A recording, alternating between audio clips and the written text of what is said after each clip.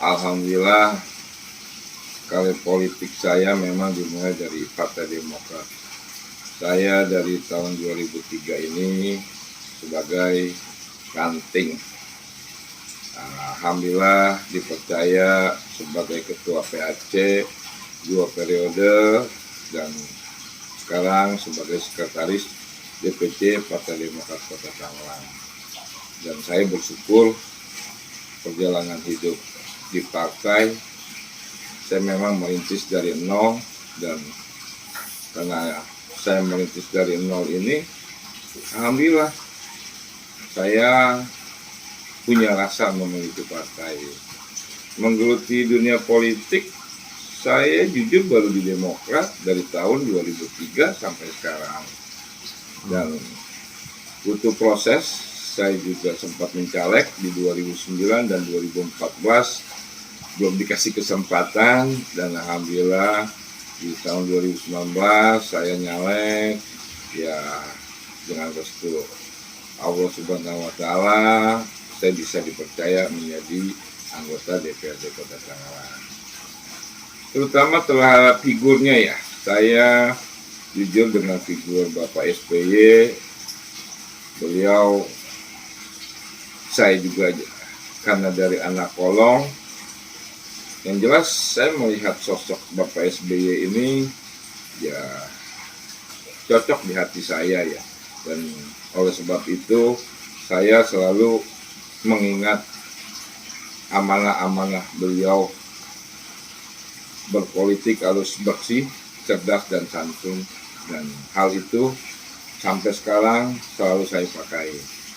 Yang jelas memang beliau selain panutan, guru besar saya di Partai Demokrat, dan beliau memang santun ya, segala sesuatunya ya, biar bagaimana saya harus mengikuti perjalanan dari guru-guru saya juga ya, khususnya panutan saya Bapak SBY.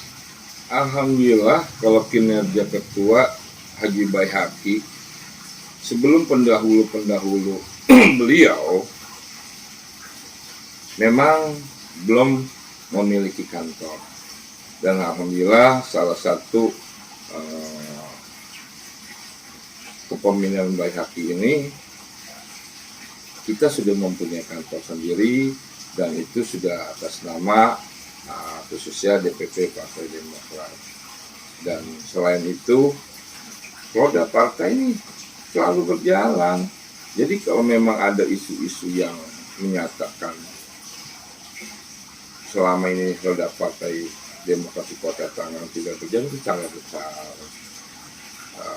Ditambah mungkin salah satunya Partai Demokrat ini yang mendaftarkan PAC dan ranting sebagai BPJS Ketenagakerjaan yang bukan penerima upah.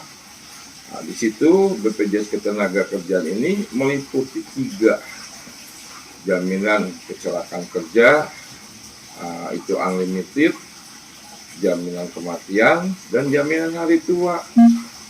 Dan hal ini harusnya diapresiasi oleh menjadi contoh ya untuk khususnya Partai Demokrat mau tingkat cabang maupun DPD maupun pusat. Ya, kita berusaha intinya memprotek teman-teman kita yang bekerja untuk Partai Demokrat. Minimal kita harus jaga ya, minimal mereka harus ada jaminan dan jaminan hari tua mereka, karena ya kalau orang sudah bekerja intinya walaupun di partai, biar bagaimana kita harus lindungin. Dan saya berharap perihal untuk kontestan Muscat ini maupun di Banten maupun di daerah lain, kita ini keluarga besar loh. Jadi sah-sah aja kalau memang ada namanya juga negara demokrasi, ada calon lebih dari 2 atau 3. Tetapi jangan saling menjelekkan sesama lawan. Kita kan semua keluarga. Ayo kita buktikan dengan kinerja-kinerja kita. Kita tidak perlu menjolimi salah satu kandidat, karena biar bagaimanapun kandidat A maupun B adalah keluarga kita, dan kita semua punya tanggung jawab harus menjaga keluarga yang besar ini. Ini rumah kita. Nah, ini dia. Kalau saya bersyukur saya pengurus dari nol. Jadi memang saya mempunyai rasa memiliki partai Demokrat ini, dan sesuai juga panutan saya Bapak SBY, berpolitik harus benar, ya kan, cerdas dan santun. Itu adalah simbol sebenarnya untuk Partai Demokrat yang memang nasionalis religius. Dan tadi saya bicarakan bahwa kita ini mempunyai rumah yang besar, dan kita mempunyai tanggung jawab bersama agar menjaga rumah kita ini. Nah, kalau dari saling kontestan sendiri sudah saling menjolimi, bagi saya berpolitiknya kurang baik, melanggar kode etik ya. Karena sekali lagi janganlah menjolimi orang lain, karena dalam kehidupan ini pasti ada karma. Kalau kita berbuat baik akan mendapatkan juga karma baik. Tetapi kalau kita berbuat yang tidak baik, suatu saat akan mendapatkan karma yang tidak baik. Jadi saya berharap kontestan dimanapun berada harus menjaga kode etik, harus menjaga marwah pada kita ini, marwah partai kita ini, harus juga menjaga nama harum Bapak SBY maupun Ketua Umum yang sekarang Mas Agus Harimurti Yudhoyono, karena jangan sampai elektabilitas beliau yang sudah bagus ya, milenial juga sudah mulai tergugah dengan politik Mas AHY, jangan karena salah satu kader akhirnya menjadi hancur. Ya, saya mengerti karena kita terbentur, kita mempunyai anggaran rancangan rumah tangga maupun PO yang baru.